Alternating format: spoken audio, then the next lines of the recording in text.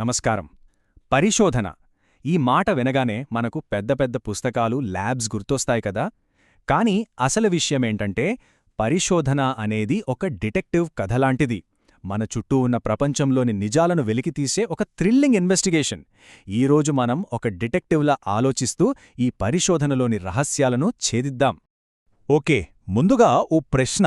మన చుట్టూ రోజూ బోలెడంత సమాచారం ఉంటుంది కదా, మరి అందులో ఏది నిజం, ఏది అబద్ధం అని ఎలా తెలుస్తుంది? ఇక్కడే మనకు రీసెర్చ్ అంటే పరిశోధన ఒక పద్ధతిగా అవసరమవుతుంది. ఈరోజు మనం ఛేదించబోయే మిస్టరీ ఏంటంటే, సోషల్ మీడియా వాడకం మన సంతోషం మీద ఏమైనా ప్రభావం చూపిస్తుందా? ఇది చాలామందికుండే డౌటే కదా. సరే, ఈ కేసును సాల్వ్ చేస్తూ రీసెర్చ్ ప్రాసెస్లో ఒక్కో అడుగు ఎలా వెయ్యాలో తెలుసుకుందాం. సరే, మన ఇన్వెస్టిగేషన్ స్టార్ట్ చేద్దాం. ఫస్ట్ స్టెప్ ఏంటి? ఒక డిటెక్టివ్ లాగే ఒక రీసెర్చర్ కూడా ఒక పెద్ద ఆలోచనను పట్టుకుని దాన్ని కొలవగలిగే చిన్న చిన్న ఆధారాలుగా ఎలా విడదీస్తారో చూద్దాం. ప్రతి ఇన్వెస్టిగేషన్ ఒక పెద్ద ఐడియాతో మొదలవుతుంది. రీసెర్చ్ భాషలో దీన్నే కన్స్ట్రక్ట్ అంటారు. సింపుల్గా చెప్పాలంటే ఇది మనం పరిశోధించాలనుకుంటున్న ఒక కాన్సెప్ట్. మన కేసులో సంతోషం అనేది ఒక కన్స్ట్రక్ట్ అన్నమాట. అయితే ఈ కన్స్ట్రక్ట్స్ అన్నీ ఒకేలా ఉండవు. కొన్ని ఉంటాయి, వాటిని మనం నేరుగా చూడలేం, కొలవలేం. ఉదాహరణకు జ్ఞానం తీసుకోండి. ఇది చాలా విషయాల సమ్మేళనం. వీటిని ఇంటర్వీనింగ్ వేరియబుల్స్ అంటారు. మరికొన్ని ఉంటాయి, ఉదాహరణకు ఐక్యూ లేదా అలవాటు బలం. ఇవి నిజంగా ఉన్నాయని, వాటిని కొలవచ్చని మనం నమ్ముతాం. వీటిని హైపోథెటికల్ కన్స్ట్రక్ట్స్ అంటారు. ఈ తేడాను తెలుసుకోవడం వల్ల ఇన్వెస్టిగేషన్ క్లియర్గా ఉంటుంది. ఓకే, సంతోషంలాంటి పెద్ద ఐడియాని ఎలా పట్టుకుంటాం? దానికి మనకు ఆధారాలు కావాలి. ఆ ఆధారాలనే మనం వేరియబుల్స్ అంటాం. అంటే ఒక డిటెక్టివ్కి క్రైమ్ సీన్లో దొరికే ఫింగర్ ప్రింట్స్ లాంటివన్నమాట. వీటిని మనం కొలవగలం. ఈ ఆధారాల్లో రెండు ముఖ్యమైనవి ఉన్నాయి. ఒకటి ఇండిపెండెంట్ వేరియబుల్ అంటే కారణం. రెండోది డిపెండెంట్ వేరియబుల్ అంటే ప్రభావం. మన సోషల్ మీడియా కేసులో మనం సోషల్ మీడియాలో గడిపే గంటలు కారణం. దానివల్ల మన సంతోషం స్కోర్లో వచ్చే మార్పు ప్రభావం. సింపుల్ కదా. సరే, సంతోషాన్ని కొలుద్దామంటున్నాం. కాని ఎలా? దానికొక పర్ఫెక్ట్ రెసిపీ లాంటిది కావాలి. దాన్నే ఆపరేషనల్ డెఫినిషన్ అంటారు. అంటే ఆ వేరియబుల్ను ఎలా కొలవాలో స్టెప్ బై స్టెప్ చెప్పడం. ఉదాహరణకు, సంతోషమంటే 1 నుంచి 10 స్కేల్లో వాళ్ళు ఎంత రేటింగ్ ఇచ్చుకుంటున్నారు అని చెప్పడమన్నమాట. ఇది ఉంటేనే వేరే ఎవరైనా మన ప్రయోగాన్ని మళ్లీ చేయగలరు. ఓకే, మన దగ్గర కేసు ఉంది, ఆధారాలున్నాయి. ఇప్పుడు ఏం చెయ్యాలి? ఒక డిటెక్టివ్ లాగా మనం కూడా ఒక అంచనా వెయ్యాలి. ఈ ఆధారాలకు మధ్య సంబంధం ఏమై ఉంటుంది అని.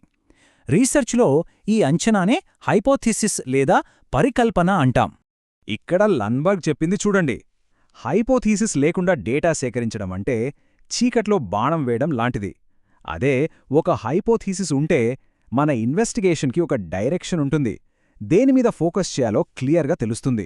సో ఇది కేవలం గెస్ కాదు, ఇది మన ఇన్వెస్టిగేషన్కి ఒక గైడ్ లాంటిది. చూశారు కదా, హైపోథెసిస్ అనేది ఒక ఊహగా మొదలై ప్రయోగం, విశ్లేషణల ద్వారా ఒక నిర్ధారణకు దారితీస్తుంది.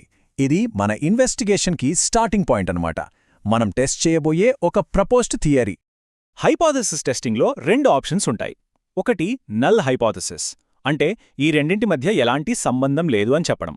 మన కేసులో సోషల్ మీడియాకి సంతోషానికి ఏ సంబంధం లేదు అని. రెండోది ఆల్టర్నేటివ్ హైపోథెసిస్. ఇది మన డిటెక్టివ్ మెయిన్ అనుమానం. సోషల్ మీడియా వాడకానికి, సంతోషానికి ఖచ్చితంగా సంబంధం ఉంది అని చెప్పడం. మనం ఈ రెండింట్లో ఏది నిజమో నిరూపించాలి. ఓకే, మనం ఒక అంచనాకి వచ్చాం. కాని మనం చెప్పేది నమ్మశక్యంగా ఉండాలి కదా.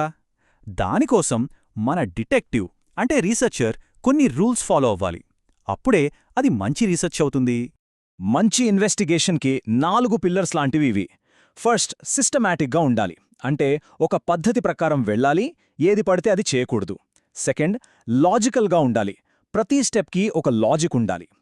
థర్డ్, ఎంపెరికల్ అంటే రియల్ వరల్డ్ డేటా మీద ఆధారపడాలి, సొంత ఊహల మీద కాదు. ఇక 4వది చాలా ముఖ్యం, రెప్లికబుల్ అంటే మనం చేసిన ప్రయోగాన్ని వేరేవాళ్లు చేసినా అవే రిజల్ట్స్ రావాలి. అప్పుడే మన పనికి విలువ. అసలు ఇంత కష్టపడి రీసెర్చ్ ఎందుకు చేయాలి? దాని లక్ష్యాలేంటి?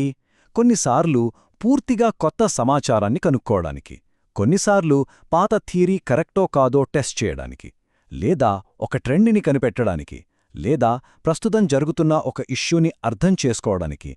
ఇలా చాలా కారణాలుంటాయి. సరే, ఇప్పటివరకు మనం రీసెర్చ్ ఎలా చెయ్యాలో చూశాం. కాని అన్నింటికంటే ముఖ్యమైన విషయమొకటుంది. అది నిజాయితీ. అంటే రీసెర్చ్లో పాటించాల్సిన ఎథిక్స్. ఒక రీసెర్చర్కి తన థీరీని ప్రూవ్ చేసుకోవాలన్న ఆతృత ఉంటుంది. అలాంటప్పుడు డేటాతో అటూ ఇటూ ఆడే అవకాశం ఉంటుంది కదా. అలా జరగకుండా ఆపేదేది? అదే నైతిక నియమావళి. ఈ కోడ్ ఆఫ్ కండక్ట్ చాలా స్ట్రిక్ట్గా ఉంటుంది. ముఖ్యంగా రీసెర్చ్లో పాల్గొనే వాళ్లకి ఎలాంటి హాని జరగకుండా చూసుకోవాలి. వాళ్ళు దేనికి ఒప్పుకుంటున్నారో వాళ్ళకి పూర్తిగా చెప్పాలి. దాన్నే ఇన్ఫార్మ్డ్ కన్సెంట్ అంటారు. డేటాని నిజాయితీగా రిపోర్ట్ చేయాలి. ఎలాంటి పక్షపాతం చూపకూడదు. అన్నింటికన్నా ముఖ్యం, తమ రీసెర్చ్ ప్లాన్ని ఒక ఎథికల్ బోర్డుతో అప్రూవ్ చేయించుకోవాలి. ఇవన్నీ పాటిస్తేనే ఆ రీసెర్చ్కి ఒక గౌరవం ఉంటుంది. సో చూశారు కదా, రీసెర్చ్ అంటే కేవలం ఫ్యాక్ట్స్ అండ్ ఫిగర్స్ కాదు. అది మనలోని క్యూరియాసిటీని, అంటే ఉత్సుకతను నాలెడ్జ్గా, అంటే జ్ఞానంగా మార్చే ఒక పవర్ఫుల్ ప్రాసెస్. ఇప్పుడు రీసెర్చ్ అనే ఈ డిటెక్టివ్ గైడ్ మన దగ్గరుంది. రూల్స్ అన్నీ తెలిసే కదా. మరిప్పుడు ఈ ప్రపంచంలో మనం సాల్వ్ చేయాలనుకుంటున్న పజిలేంటి? ఏం మిస్టరీని ఛేదించాలనుకుంటున్నారు? ఒక్కసారి ఆలోచించండి.